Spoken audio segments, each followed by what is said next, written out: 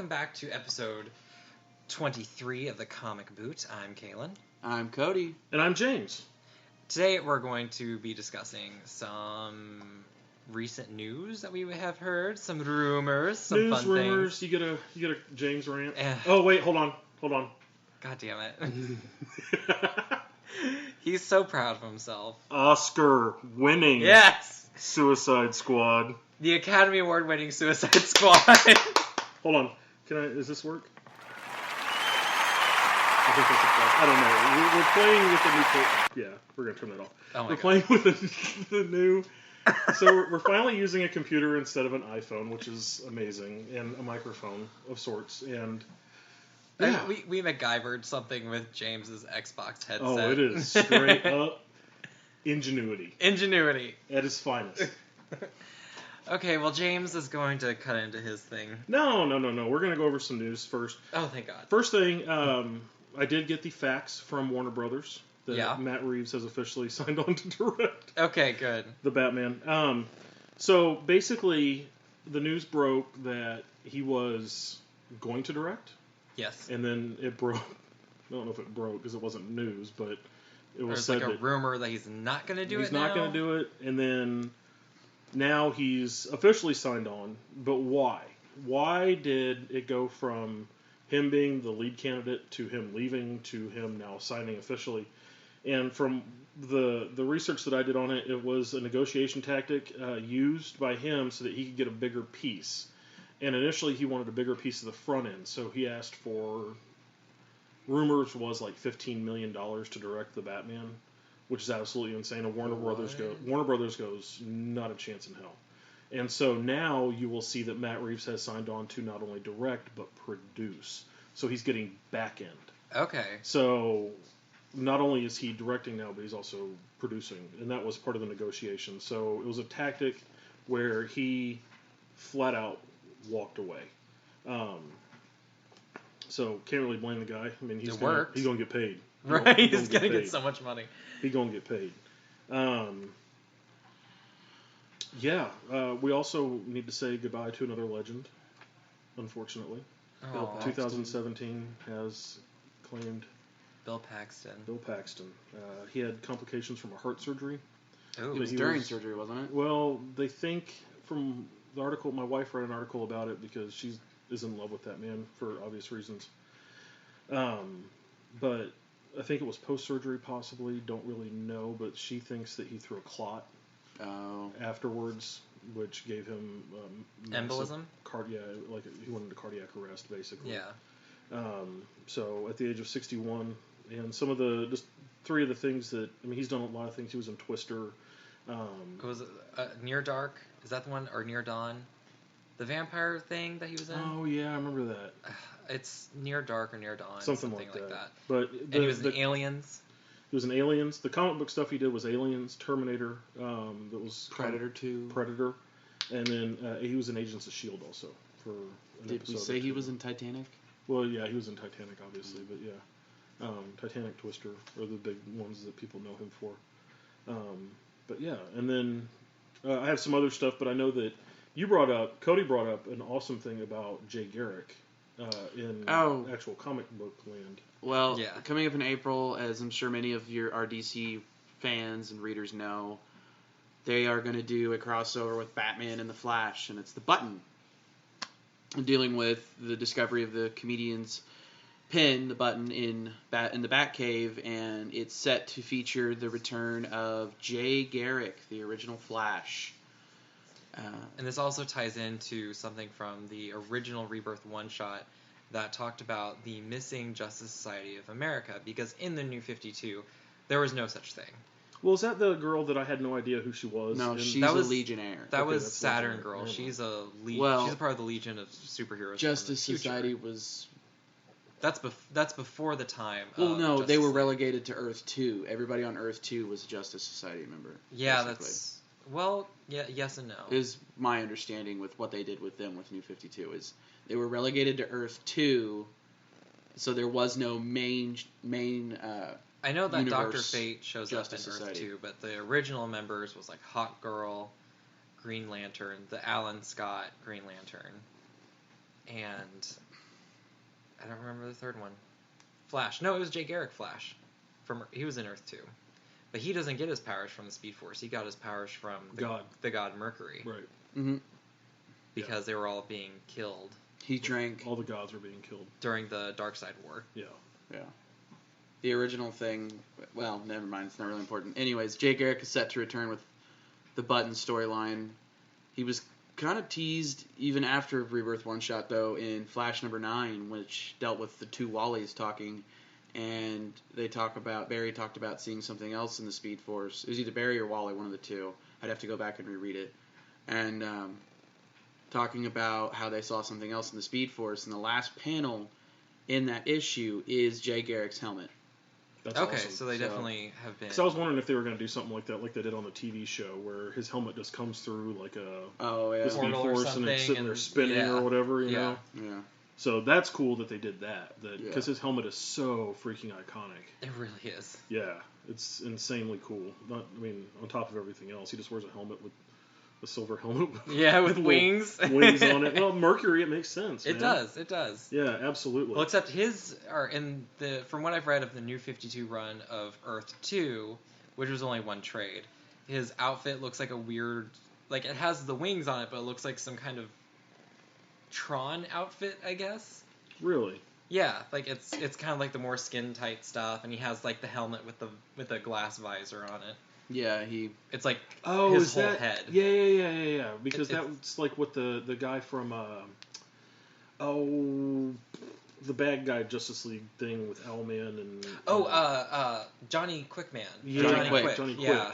That's the kind of outfit that Johnny Quick has. Yes, it's very reminiscent of that. So, but from the images I saw, and I don't know if those are actually pulled from the comic, if it's the helmet, we're getting old school Jay Garrick with the helmet and the blue pants. I would hope so, yeah. Yeah. That'd be kind of nice if they kept it retro. Yeah. One of the other things that happened, Black Lightning got officially rejected by regular TV. What, Fox? Yeah, I think that's who they were shopping it to. Well, yeah, because there's no material there for an entire show. Is there, though? Is there not? Because Berlanti goes, come on over to the CW. We'll work you in. Did he really? Oh, yeah. So Black Lightning is officially joining the CW. So I guess after Arrow is canceled, they'll bring in Black Lightning? Oh, no, it's cast. Black Lightning is cast already? It's cast.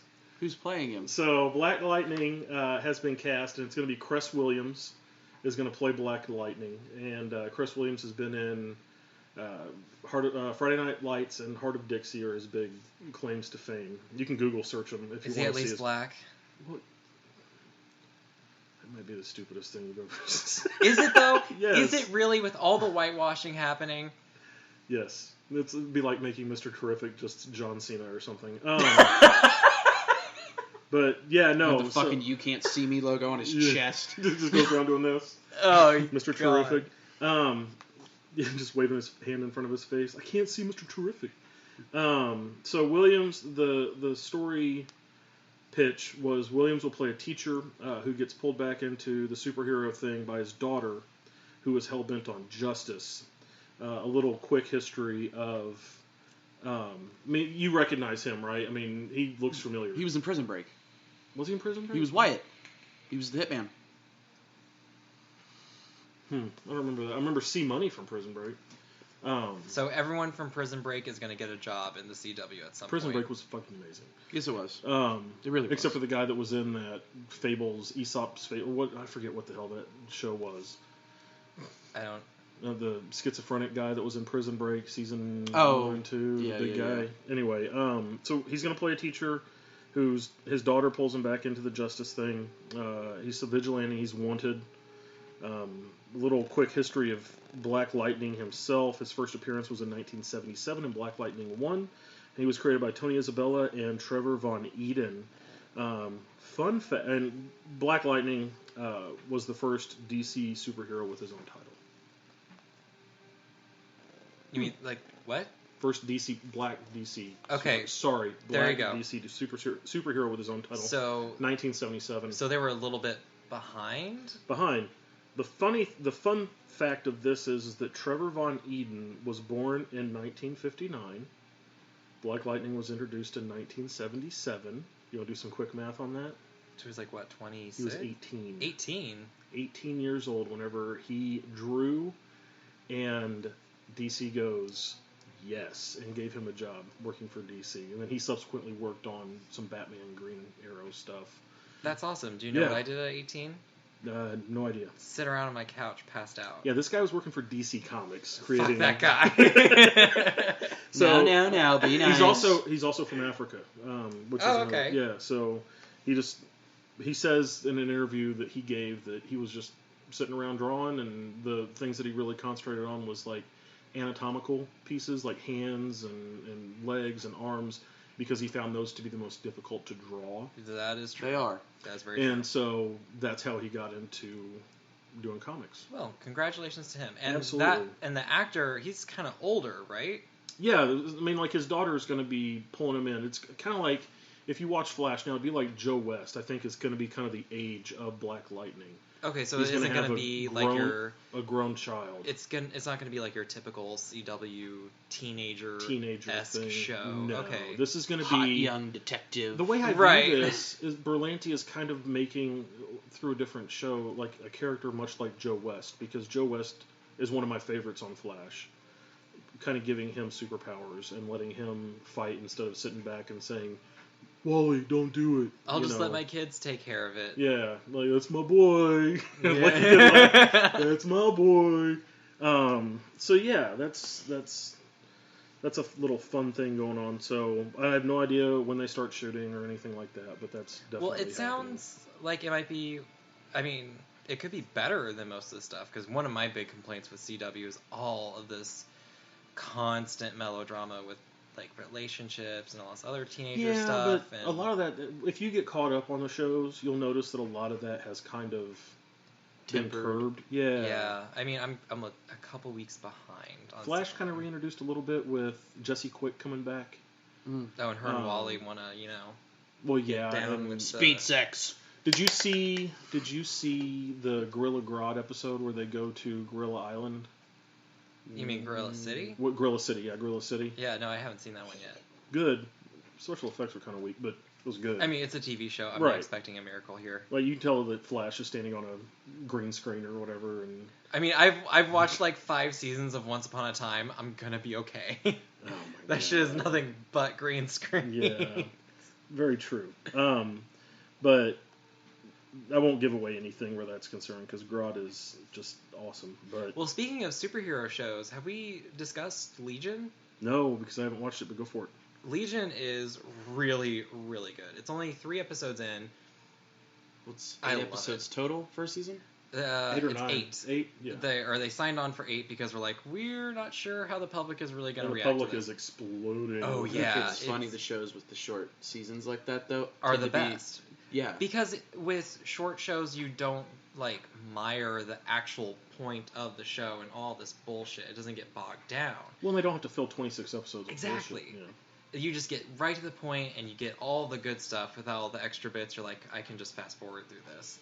And it stars Dan Stevens, who is actually playing the Beast in the upcoming Beauty and the Beast movie. Okay.